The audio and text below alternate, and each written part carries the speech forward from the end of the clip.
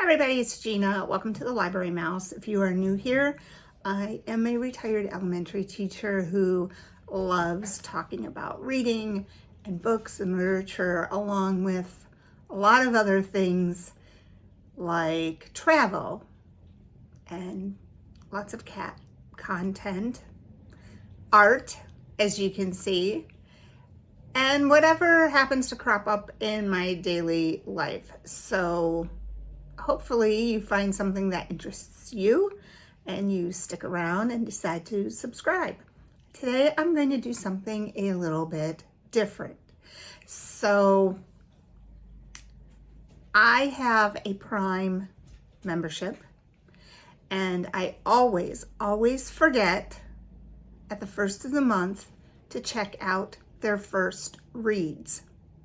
So if you belong to Prime, you get a chance to read a book before it's released.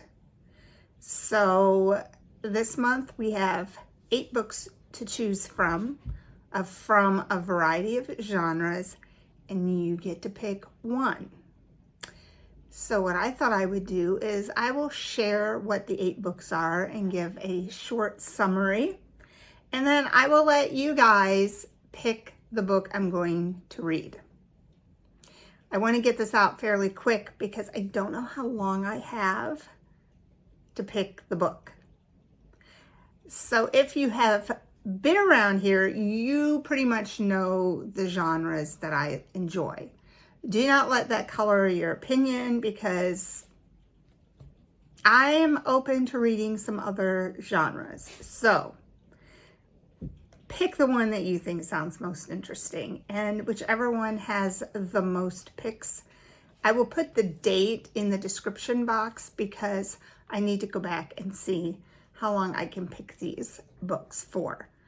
But it should be fun, and it will be interesting to see what I wind up reading. So let's go ahead and take a look at the 8 books to choose from. So the first book to choose from is called Fog and Fury. It is by Rachel Housel Hall. It is book 1 of 2 from the Haven thrillers. It's a bestseller in women's sleuths. It is not out yet that I know of. Its publication date is July 1st, 386 pages. So basically, there is an LAPD cop named Sunny Rush. She relocates with her elderly mother to peaceful Haven, California, to join her grandfather's private investigating business. Her first case is to find Figgy, a missing golden doodle last seen sporting a Versace collar. So 48 hours in, and she gets entangled with an unwelcome reunion with her ex, one of Haven's wealthiest citizens. And then the body of a teenage boy is found along a popular hiking trail, and she's drawn into a web of strange, beyond anything she ever saw in LA. It sounds pretty interesting. I'm not usually one for thriller books, but this actually sounds pretty good. So that is book number 1, Fog and Fury.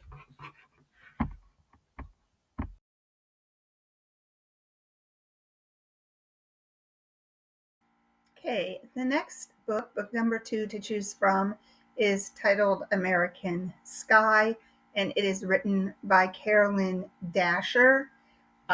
It also is published July 1st, 443 pages in length.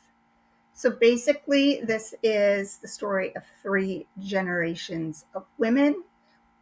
It starts out in 1943 with George Ector's dream is to fly. They just started the WASP program, and it is recruiting.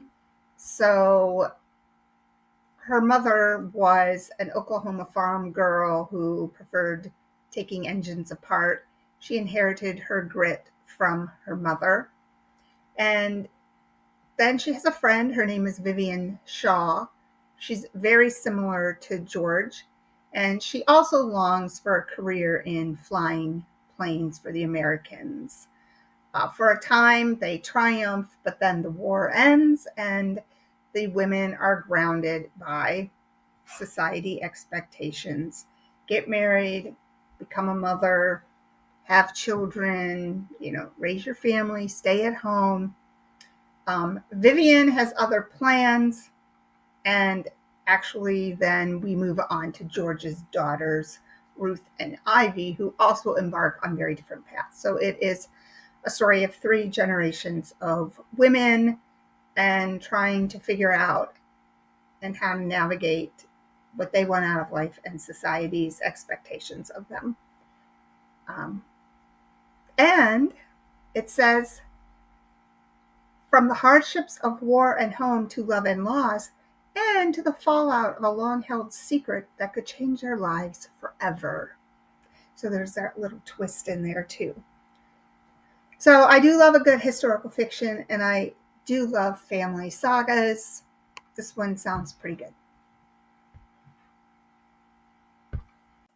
Okay, next up we have Lightning in a Jar by Catherine Mann.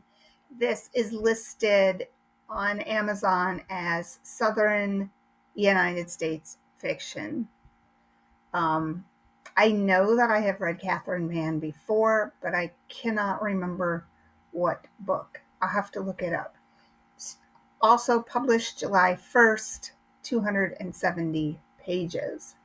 So actually, I think this plot sounds intriguing and a little bit different than the old I'm going home to settle a distant relative's estate and then I find out I want to live there, which I feel like has been done a million times.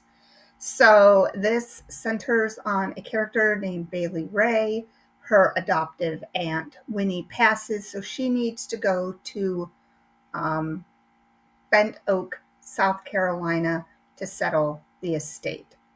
So she wants to just go do that, get her aunt's cookbook, and then start a food truck that she would have oceanside in Myrtle Beach. But everything kind of goes downhill when this young mother, she's very distraught. She arrives in town with a copy of the same cookbook. And inside the cookbook is a code that promises a safe place in Bent Oak for desperate women on the run. And so obviously Bailey starts to question what is going on, what is my aunt's role in this. So you kind of go back with Winnie's story. It reaches back 50 years, one of a Southern debutante's harrowing marriage, her escape, her reinvention, and the friendship of 3 resilient women who overcame their traumas and created a shelter. So along with this, Bailey Ray then finds purpose for her own life. But I think that sounds interesting, kind of different idea. It makes me question, like, what was going on? Is she going to turn her estate into a home for women? Like, what's going to happen? So, lightning in a jar? No, lightning in a mason jar. Excuse me, lightning in a mason jar. Book number 3. Okay. Book 4 is The Golden Age of Magic by Luann G. Smith. It is book number 1 of the Golden Age of Magic series. It's book 1 of 2, 248 pages. Now, this takes place against the backdrop of 1920s Hollywood. And the 2 main characters are first Celeste. Celeste is a fairy godmother. She's just about to become one of 13 fairy godmothers. But to be granted full status, she has to usher her first protege onto their path of destiny. So she's in Hollywood and she comes across Rose, who is a studio seamstress with great goals of being in the movies. She's talented, she's underappreciated, she could use some enchantment. But then there's a series of accidents in the studio. It stirs up rumors of a curse. A young starlet is murdered. They find out that there is another meddling fairy godmother who's trying to thwart Celeste's plans for Rose. Rose is accused of this murder, and Celeste has to use her full fairy godmother power to protect her. It sounds kind of interesting. If you know me, you know fantasy is not usually my go-to genre, but I did say I am open to any of these books. So there's an option. That's fantasy.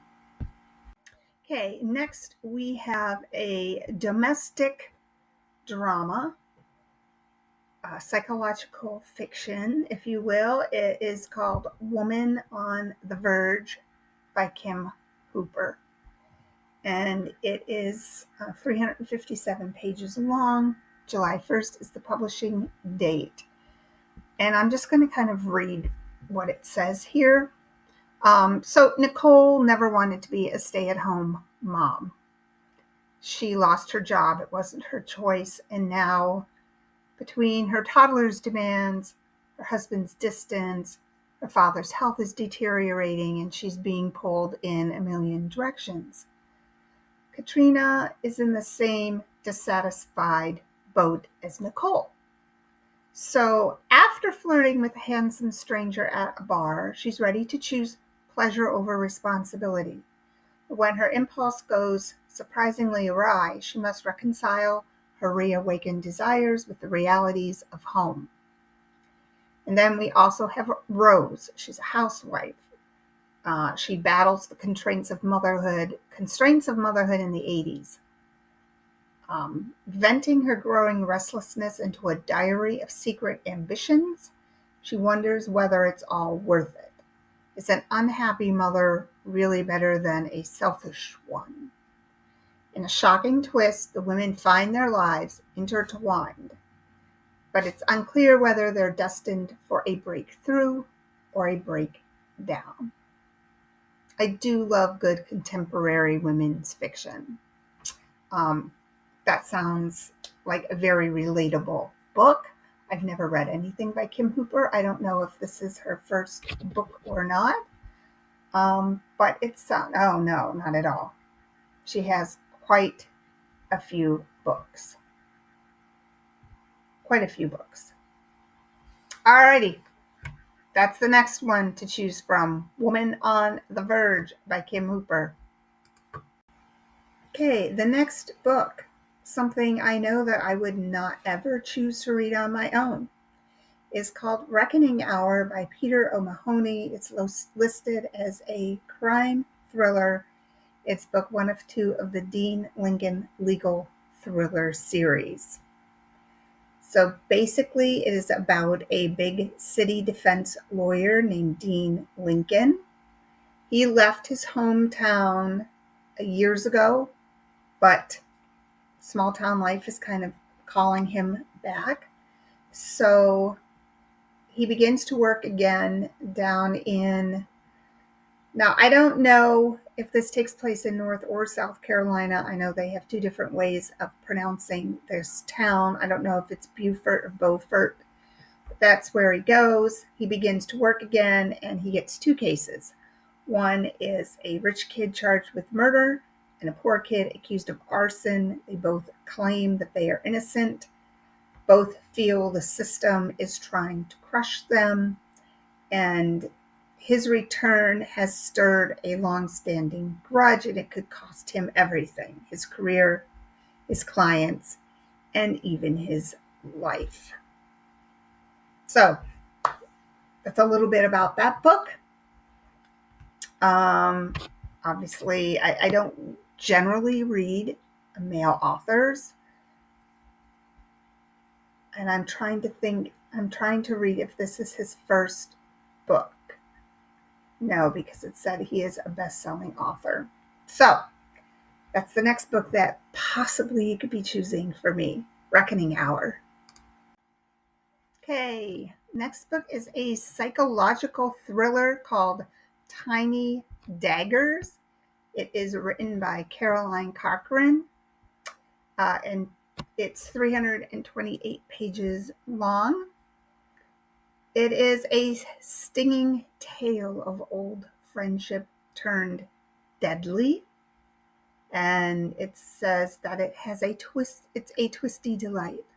So basically, there is an expat named Holly Jones who has built the perfect life for herself in Miami, the perfect family, the perfect children. And then one day she bumps into someone from her old life in London, and it is another woman, and her name is Holly Wilde. So we have Holly Jones and we have Holly Wilde. So she's no longer her frumpy sidekick. She's now like single. She becomes part of Holly Jones's life again. Says she is everywhere, in her home, in her marriage, and especially in her head.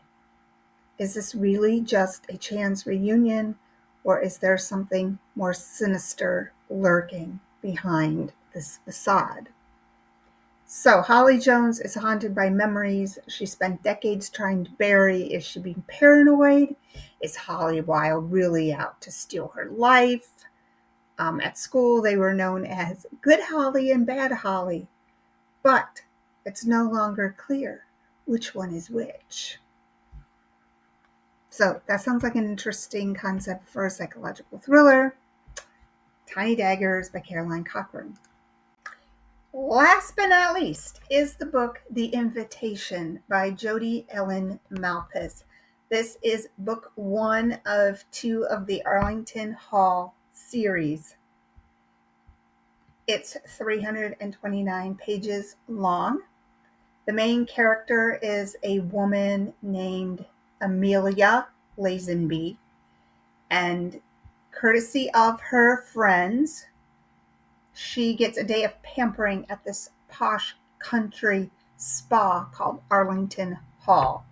She's a driven career woman who just needs a break. So instead of finding calm, she finds her pulse rushing when she meets the flawlessly rugged Jude Harrison. And then they have an unexpected steam room meeting that takes their attraction to a whole new level. So she wasn't looking for an intense new affair, but, their relationship is off the charts. However, he is a little possessive. His temper can be formidable. He becomes all the more intriguing because not only does he own Arlington Hall, but their meeting was no accident. It was planned. That's a mystery as irresistible as Jude himself. Is he worth the risk, or is this the man that could break her? So, no, I'm not even going to say it. I was going to do a disclaimer about this, but I am not going to. I am not going to color anyone's opinions with my own opinion about what I think of that summary. However, it is up to you. So that is the last first read book. Which one will it be? Okay, there you have it, folks. Which one of these books are you going to choose for me? I am going to attempt to put a poll in the description box. If you get there and there is no poll, just tell me which book you are picking. You can tell me by title or by book number. So it will be fun to see what you choose for me. On that note, happy reading, and I will see you in the next video.